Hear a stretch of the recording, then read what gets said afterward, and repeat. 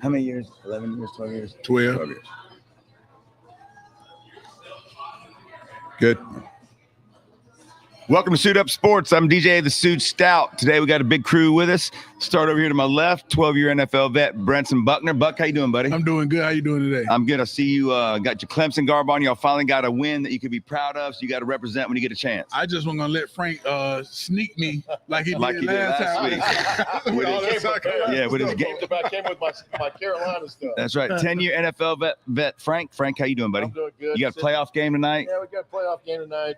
Sitting here at Mother's, getting ready to get some delicious food and enjoy some great company and just have a great Friday afternoon. And then we've got probably 30-plus year radio vet over here, Mark Yarbrough. Mark, how you doing, buddy? I'm good. I was Mark's intern, if that tells you how old he is. You worked for him. I did. And I know I'm old, so that means Mark's got to be old. And with all the success DJ's had, I thought at some point I would get a little something for the kickback. Yeah, but still waiting on that. But it's good, Hey, good to be here with Let you me tell you boys. something. 3 kids, an ex-wife, a new wife. You burned through that stuff. I hear you. I You hear burned you. through it, baby. No But problem. when I win the lottery tonight, 900 mil, I got you. I Hit got me you. up. Yeah. We're coming live from Others, as Frank said. Great football weekend coming up in both college and pro. Want to start with the Panthers, coming off a disappointing loss to the 1-8 Saints at the time. And not only a loss, they got whooped pretty much in every facet of the game. A rookie quarterback making his second start, and I think first on the road, came in here and looked like Joe Montana against our pass defense. Now we go to the Falcons at Atlanta, a team that we beat 30-0 earlier in the season. Atlanta's lost 4 in a row. Their coach is on the hot seat. They're favored by 5. Actually, it's come down, I think, to 3.5. Panthers last year went to Atlanta on the road, and Bryce had one of his best games ever.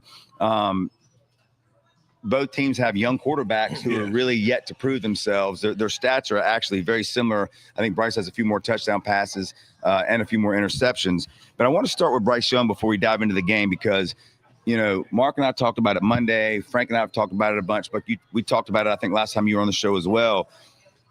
I said on Monday that I now have come over to the side of, you know, I like Bryce, great guy. I think he's a capable quarterback. But I don't think he's the quarterback that Capable of what?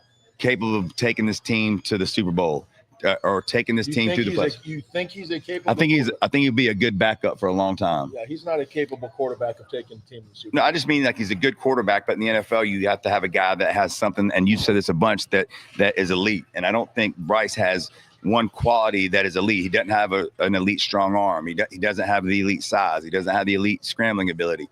And honestly, his accuracy this year hasn't been what we had hoped. So, you know, not to just dump on Bryce, but I've come to that conclusion now that I just don't think he's the guy that can get us there. Now, we're going to have Bryce as our quarterback through this year and next year because there's no other option on the team. But I want to start with you, Buck. What are your thoughts on Bryce and what you've seen, not just this year, but, you know, throughout his career, but especially the last 4 or 5 games? Well, the thing for me, and I look at it from a different point of view, I'm asking y'all a question. What was Jake Delhomme elite as? That's a good point. Leadership. As leadership. That's a good point. But you look at it, but he had a great defense.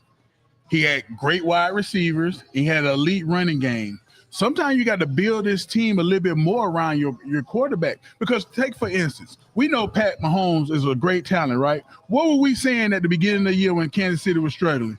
Wait till he get his receivers back. Wait till he get his running game going. I don't care how elite you are. You need those other pieces to be in place. They're still talking about he need offensive line help. You know what I mean? So I think Bryce, is he bad? I've been around some bad quarterbacks. He's not bad, but it's probably going to take a little bit more. This is still a young team. That's not an elite defense he's playing with That's right now. for sure. His wide receivers are not elite. Now, I think T4 going to be a good wide receiver. He doesn't have an elite tight end. I think the running back is on the verge of being elite. And I think the offensive line is elite if they ever get healthy. I think they've played with 18 different offensive lines. Yeah, it's so crazy. it's crazy now.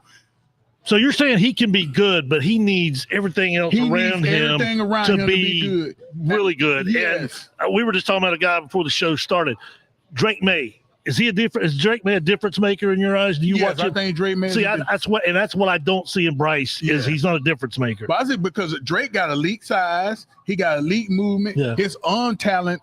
I think as good as it is, it's still underrated. He throws the deep ball better than a lot of people in the NFL. And he's leading the league in completion percentage. Yes, 75%. That's great. I mean, Buck. I mean, I remember the days where 63% was good, and you had ratings of like 104, 105 were like Pro Bowl type quality. These guys nowadays, because of the way the offense has changed, are 75%. It's like college numbers, it's like high school numbers. You know, when big kids are playing against little kids. But you know, let me, about Drake May, you know, you were talking about having elite people around him. You know, his best receiver is Stephon Diggs. Very good receiver, right? Yes. Then his other receivers, Butte didn't even play last night. It isn't like he's got anybody else that you really come off the top of your head. Now he's got a good tight end in Hunter Henry. He's making players better. But that's my point. Like, doesn't a quarterback that can get you to the next level make the other players better? Number one overall draft pick that you traded up for should be that guy. Now, he should be able to make guys better. And Bryce is not that guy. I thought, in my personal opinion, Carolina got caught in, we need a quarterback. Who's the best one coming out of college? And Frank can attest to this. It used to be a time you had to earn the right to be the number one quarterback. Now, if I'm the best quarterback in this class, I play for a national championship team, I'm automatically going number one. I think that's a bad way to look at it, because if you don't have the traits I need as a number one quarterback, I'm not taking you number one. Yeah. You know, I go get some other positions that I'm a go through. I think with Drake May, his talent can make people get better. You got quarterbacks who got to have Jared Goff. Jared Goff was the number one pick to the Rams. We all thought he was a bust. You put him on Detroit, you get him an elite offensive line, you get him some good receivers, a great 1-2 running back, a defense that's very optimistic that can get him back the ball. Now we're talking about Jared Goff as a perennial Pro Bowl player. But Jared Goff's also like 6'4", has a rocket. And so arm. I think with Bryce, it's going to take some more to get him to that point. You're going to put a little bit more into your outside weapons, your wide receivers. The defense is going to pretty much have to carry this team. If you go back and look at it, even with Cam here, even with Jake Delhomme here, the Carolina Panthers are good when that defense is top 5. The defense carries this team. As good as Cam was, look, Cam had 3 winning seasons when he was in his whole NFL career. But in those 3 winning seasons, that defense was a top 5 defense, if not number one. He was a dominant player at what he did. I mean, he was the best maybe ever, running quarterback to ever play that position. He dominated in certain aspects of his game. He was by far the most elite running quarterback and a weapon that you had to prepare for on the defense. The problem I have with Bryce, and you look at what he brings to the table. Omar Gaither said this several years ago, and it's always stuck with me. Buck, I think, will agree with this. First rounders aren't bred. I mean, they're not made. You can't make a first rounder. No matter how hard and good a player I am as a 6'1", 290-pound, 6'2", 290-pound center, I'm not a first round guy. Buck is a 6'2", 270, 280-pound defensive tackle. He's not born a first-round player. You are born. Julius Peppers was born a number one overall pick. Guys that are freaks of nature are born number. There is nothing freakish about Bryce Young to be a number one pick, to be an elite player, and to be the number one overall. And that's not his fault that the Panthers took him there. Those are the expectations set on him, right? But that's also part of being a pro when you're making millions and millions of dollars, is that you have to live up to expectations. Unfortunately for us as the Panther fans, he's not lived up to any of the expectations. He's too small to be a pocket passer, right? He doesn't have an elite arm to be a scrambling guy, and he needs all the talent in the world around him to have any sort of success. And it has to start with the defensive side. If Bryce Young is going to be if this team is going to be a playoff team, this defense has to carry this load. Well, go ahead. Yeah, and that's what I thought, because when he was drafted, I was a coach in this league, and the one thing I remember saying was, if you draft him that high, it's going to take so much more for you to get your bang for your buck, as I can see. And for me, as a number one pick, I want you to be a difference maker from day one. Mhm. Now, that don't mean you got to play, but when you finally get your NFL legs, you're going to move me up the ladder. I think with him, he's more, I want to use this word, he's a game manager. That's kind of what Mark and I talked about on Monday. He is a game manager that everything has to be in the place. And if you take that in mind, this team is probably 2 to 3 years away from what they're going to be because you still got some more building to do around him. And I think the thing that's got to be frustrating for probably Dan Morgan, for David Tepper, for Dave Canales, for fans, or you see every now and then you see a flash from him. You're like, yeah. That's why okay. he's in the NFL. I mean, every player that plays in the NFL flashes like that. Yeah. The consistency is what's lacking, right? That's what's lacking with Bryce Young. It's not the fact that. Oh, sure. I mean, he's an NFL player. Yeah. He's just not. You don't see it enough. He's not a starting quality caliber guy that is going to be out there Well, that you expect. Well, and here's the Yeah. other thing. Making a difference. You know, when you watch the Panthers play, and if you read what this analyst and this Mhm. analyst say, and the Panthers don't throw the ball downfield. Yeah. And they asked Canales about that this week, and he gave the whatever answer. But the reason they don't, and again, Mark, I'm talking about this Monday, the reason they don't throw downfield is because Canales does not trust Bryce to do it. Mhm. And now you could also say maybe the receivers aren't getting open, even though they've spent their last 2 first-round picks on receivers and Leggett They're and. not those type of receivers, though. But They're oh, not- you mean as far as going downfield to beat you with speed They're and all not, that? yeah, they're not elusive, fast guys. I mean, Ted McMillan is a guy that you could push the ball downfield with for sure, right? But there's no complementary pieces. Mhm. So if defenses are going to play Ted, there's the way you play them and the way that Buck knows this. Mark, we've all seen this. The NFL is a copycat league, right? What one team does to stop a team, you're going to see that for the next 2-3 weeks. Yes. Until you show that you're capable of going out there and playing to that weakness. Watch how the Falcons handled this offense Sunday. They saw what the Saints did. Oh, Like, yeah. all right, Rico Dowdle, try to be. What was Ted McMillan struggle with? What was his biggest problem in the preseason? Is getting off Getting of our the jam, press, yes. getting off a press. So when you're going to press, right, and you're going to blitz the run, you're not afraid of throwing the ball, because what scares defenders and defensive coaches is when you press a guy and he beats you off the line and now he's running free and that turns into a touchdown like that. You don't have to work for those touchdowns. Defenses will back off guys if you have that ability. We don't have one player on this team that has that ability to do that. And let me tell you something: the Falcons, as bad as they've been this year, they're first in the league versus the pass. Yeah. So you would think that if they're going to do what the Saints did and they're going to run and they're going to stop Dowdle from beating them. And by the way, they're 29th against the rush. So you would think They're giving up the run to say you're not going to beat us in the pass. Mm-hmm. and And if you're going to play the Panthers that way, you're going to have a long day because that's what they do well. Correct. Well, our strength is their weakness. Yep. Right. So if the Falcons want to have success against the Panthers, they're going to steal the blueprint of what the Saints did. Yep. They're going to get up. They're going to run blitz. They're going to blitz the outside. They're going to crash the ends into the middle to stuff the poles and traps and things like that to make things bounce. And they're going to say, you're not going to beat us down the field because we're going to lock up with you and jam you at the line of scrimmage. I mean, Mark Schwartz said perfectly is that their run blitzes, but has this. There's a million run blitzes Yes. that you can design to stop counters and traps and poles and things like that, where you spill it to the outside and guess the speed of the guys on the defense are going to take it away. But in order to if you see a team playing a cover 3 and they're dropping that safety into the box, you better throw the damn ball. Yeah. Better. If you see a team playing cover 2 and they're dropping everybody, Better in run pressing, you better run the damn ball. It's just that simple. The Panthers aren't built like that. They're going to run the ball because they can't throw the ball. Mhm. And if the teams are going to play cover 3 or they're going to play man coverage and they're going to run blitz you, we're going to have a tough day of going out there and making plays. Well, and here's the thing with Bryce, there's no easy solution, right? So they can let him play out his 5th year next year. I don't see how they extend him. I mean, I don't see how they do that. So he's going to be your quarterback next year. There's no free agent quarterbacks that you could sign. Daniel Jones is going to get franchised by the Colts. Geno Smith and Kyler Murray may become available, but we ain't taking Kyler Murray. We don't need another 5'10" quarterback. And then the draft, we're not going to draft high enough to get a Fernando Mendoza or probably a Ty Simpson, a Dante Moore if he comes out, who's probably the best quarterback of all of them.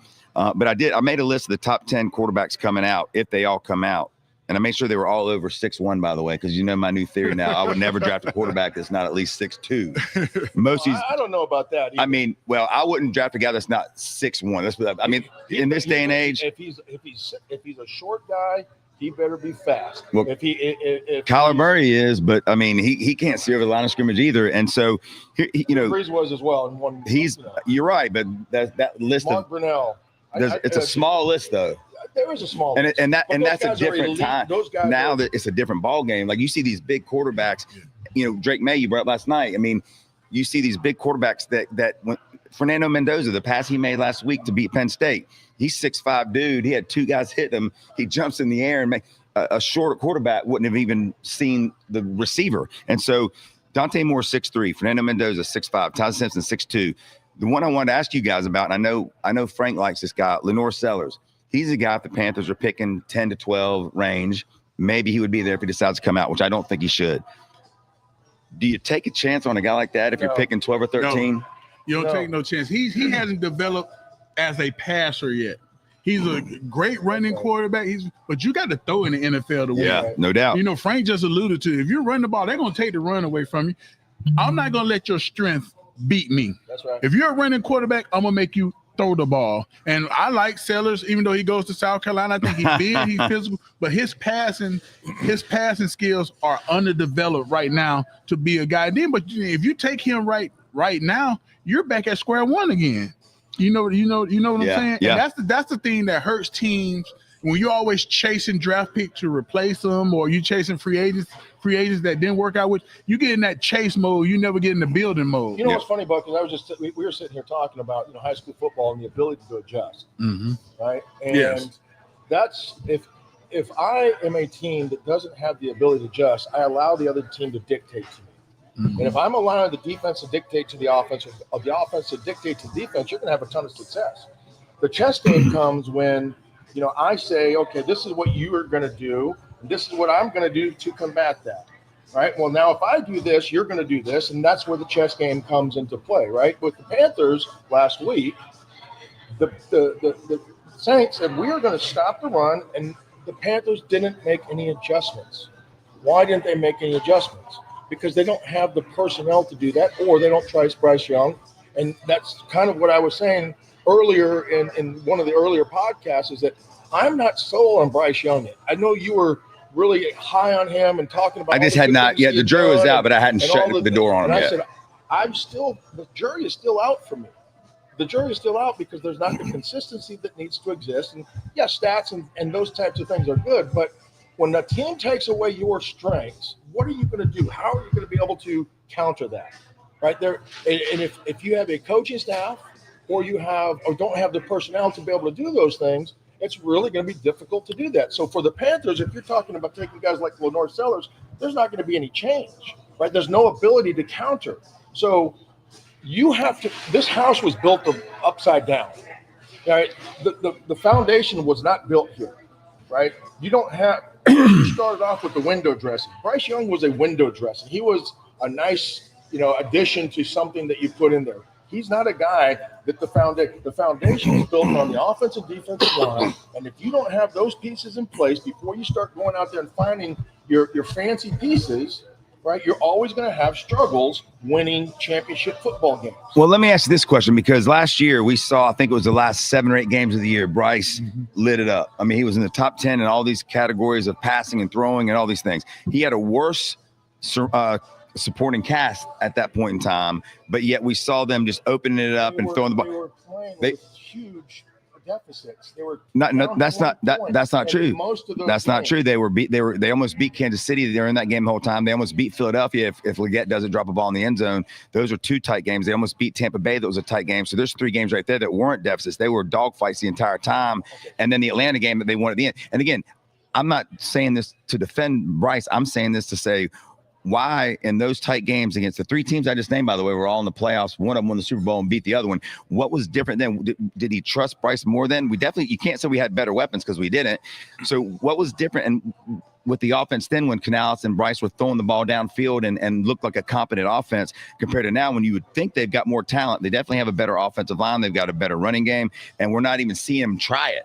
The one thing that I would say, it's harder to play with expectations than it is without expectations. True. At the end of the year last year, nobody gave Carolina Panthers a chance. And I've been on the other side playing teams like that. We went to Arizona the year we went to the Super Bowl, and we're playing for the NFC South Championship. Arizona just playing to be playing, and they drug us up and down the field. We need a field goal in overtime to win the game. Yeah. So when you got a young team that don't have no expectations, coach said, go out there and let I it was go. on that team, by the way. Yeah. John Gacy kicked the game-winning field goal with no time With left. no time left. I was like, and it wasn't an easy one. It was like 48, 49 Yes. yard field goal because, Anquan Bolden was there. We had Larry Fitzgerald. We had Josh McCown at quarterback. Josh And- McCown was a quarterback that in our scout report, he's just a body. He's unathletic. He ran for down there 200 yards. But you throw it into the wind. You go in there as a head coach. Hey, everybody just turn it loose right now. Go play. There's no expectations from us. And guys with exhales, like, all right, let's go play. If I do bad, they expect me to do bad. But now Carolina going to beat Green Bay, playing the way they had been playing at home, was undefeated at home until they ran into the bus, all the Buffalo Bills. You got expectations, it gets tight. Yeah. It gets tight. I got to be perfect. I got to do this. I got to do that. You got to find that sweet spot where you're throwing caution to the wind, but you're still doing your job. But that is the problem when you have a young team. A young team either going to be super good or super bad. There's no in between. John Fox used to say the good teams is not a big gap between the good and the bad. You might have a bad day here and there, but you're going to bounce back. Bruce Arians used to say good teams don't lose 2 games in a row. Mm-hmm. And you definitely beat the teams you're supposed to beat. But when you got a young team, it's so much up and down. Pressure this week. We played good last week. Now the eyes are like the offensive line, the left tackle. Well, Buck, I want to ask Playing you and great. Frank this, your coaches. Mhm. To me, it would feel like after a win like they had at Green Bay, last week would have been the week that if you're Dave Canales, you need to crack the whip harder. Yeah. Because this team doesn't have the experience of winning and how they handle that. And that showed last week. They came out after the game and said, we didn't have a great week of practice. We weren't prepped well. We didn't practice well. To me, that's when you really got to get after it. Mark, Yeah. I agree with what your line of thinking is. And we're sitting here talking about the players and not having the ability to adjust. What makes us think that the coaches, and I told you I'm not sold on Canales, Yeah. have the ability to adjust? We have a game plan coming in. We're going to stick to the game plan, damn it. And nobody's going to beat us off this game plan because we're going to run the ball. And I don't care if they have 8 guys. You know what? That's fun, for movies, right? But when it comes to real life, those damn guys over there are pretty damn good, and they make a lot of money. They practice too. And Yeah. they practice too, and they're competitive. So, I mean, when you're running your head into the wall, you have to be able to adjust. So we're sitting here talking about. You asked the question, well, what's different? Maybe Canales doesn't have the experience to make those adjustments. Maybe he doesn't put the time in during practice to have a repertoire to go to. If they're stopping this, we go to this. If they stop this, we go to this. As a play caller, I can get mired into calling the run because this is what we're going to do, and it's where we are, and it's what's got us successful, right? But when you're playing a defense that is hair on fire and they're doing something that you haven't seen, you have to make adjustments. And if you don't make those adjustments at that level, you're going to not have any success. Well, Mark Schlereth, who does every Panther game these days, he made a point during the game in the third quarter. He said, look, I don't understand what Carolina's doing here. Everyone sees what the Saints are doing on defense, yet he's not changing the game plan. And then he said, and I agree with him, and he said he doesn't trust his quarterback, period. And that's why he's not doing it. And then I saw Schlereth on another show this week where he dug in deeper. He said he does not trust his quarterback because that's the only excuse. That's not. Because he said Canales is everyone says Canales is a smart offensive coach. You say it when he was in Seattle, when he was in Tampa, whatever. He goes, there's no way that he doesn't see what we're seeing. Yes. And the fact he's still not doing it means he doesn't trust his quarterback. And that's what I believe. It's not just the quarterback. What if it's the receivers that have to run the routes? True. What if it's the line that has to block the blitzes? What if it's the tight ends that don't see the hot route and continue to go, and Bryce gets smashed in the face and fumbles the ball? There's a lot of moving parts, and it's not just the quarterback in those situations. That's There's true. times when you prepare for those blitzes, right, and everybody's on the same page. But when I have a fluctuating offensive line, I might have 4 guys see the blitz and 1 guy not and turn out, and a guy comes scot-free and hits a quarterback right in the mouth. Well, So there's a lot of moving parts that we are just sitting here putting that on the quarterback when Or the coach. It could be the coach. It could be the quarterback. It could be the lack of experience at the receiver position. It could be the fluctuating offensive line. It could be a combination of a lot of those. Yeah, I seen Dave Canales in Tampa and followed him and saw when Baker Mayfield would struggle with this, they would come out with something, and that is a trust factor. But I know as a play caller, if every time I call a play, I got to protect this group or group, that, now you're handcuffed. Yeah. That's right. And so it's he's gonna get punished or get talked about. You're not changing, but you don't understand what I'm going through. Well, I can't call this pass because I'm playing with a backup guard. They can't do well. I can't call this because this wide receiver can't run this route. That is the worst thing in the world. So your play sheet, the big menu that you got, it gets shrunk. Yeah. Well, I was telling you this exact experience in high school football. Mm-hmm. And in high school, you expect to be able to improvise with other players. We scored 0 points against a team that I feel like we are better than. Mm-hmm. Shouldn't be. But I had an entire offensive line that went down, the whole left side. We want to throw the ball because they got 9 guys on the box. But if I throw the ball, they can't block the pass. Yes. My quarterback will get killed. So what do? Let's run away from those guys. Okay, well, let's run over. Guess what? The defense knows we're not running to the left anymore. We're going to run all of our plays to the right. So they're going to start stacking the box over on the right side and making it really difficult for us to run the ball. Mm-hmm. Right? Now what do? We can't throw. We can't run to the right because they've stopped to the right. Mm-hmm. Do we call timeout and try to come up with some fancy play? No. Right? Sometimes when those situations are happening, we don't understand all the little ins and outs that are taking place internally as a play caller that, our fans expect us to score a lot of points. We score 35 points a game, and all of a sudden we score 0. You guys suck. You can't coach. Get the quarterback out of there. He can't throw. Mm-hmm. What's going on with this? And You sound like my dad at Panther games back in the day. That's kind of what we're doing right now. We're playing armchair quarterback with situations that we aren't all familiar with. We expect, because they're pros, and this is a different argument now because these guys are pros, that they're going to be able to have adequate fill-ins and be able to make those adjustments with whoever it is. It might not be as good, but you should still be able to make those adjustments unless cerebrally they're not there yet where they're focused on what they practiced during the game. Well, during the week. Let me ask you guys this question. Yeah. And I know this varies, but when you were playing defensive line for 12 years in the NFL, how often did a team throw something at you that you guys just totally didn't prepare for? Every week. I know every week, but what I mean, is it just one package? Is it like 4 or 5 plays? Yeah. So you pretty much on offense and defense, what you saw was basically what you saw on tape with a few wrinkles every week. It wasn't like they threw a whole new offense at you.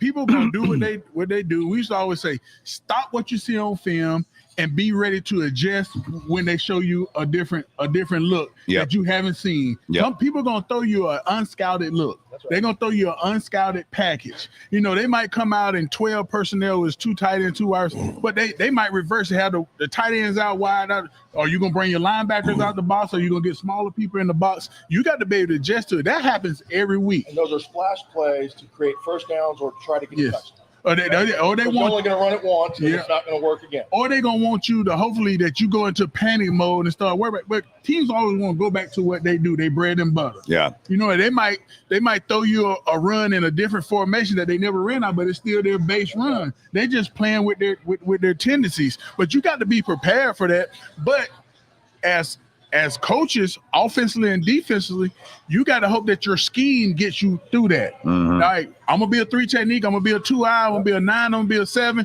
Hey, play my scheme. Get my hands got locked. Identify the ball. Go tackle the man with the ball. But isn't it so funny? We're sitting here talking about all the X's and O's. It's not rocket science. Football is a game of do what you do well better than what the other team does well, and you're going to win the game. Win your one-on-one matchups. We have all these different matchups, but if I'm beating the guy across from me, that's all I can control. And the team that does more of those, wins their one-on-one battles consistently is going to win the game. It's really that simple.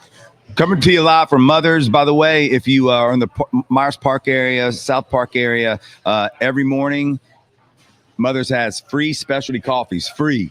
And it's the gourmet coffees. It's not just a cup of black coffee. It's all their specialty coffees, absolutely free. come in, get your cup of coffee for free, and get out of here. Also, 25-cent scoops of ice cream for all the kids after school. I want you to buy a little some food. Or Well, I mean, that's I the don't want you to goal. come in here and get But coffee. still, we want you to try their coffee. Frank, the reason. DJ's over here promoting free. Well, the reason that they're doing the free coffee is because Frank had a cup of their coffee in here one day and said, That was incredible. that's the best coffee I've ever had. And so, But it also forced me to drink 3 other mimosas. well, that's it. Well, that's the plan. But come get the free coffee. We're going to take a quick break so these guys can eat some of this food from Mother's, and we'll talk a little bit about that when we get back so they can eat it while it's hot. We'll be back in a few minutes.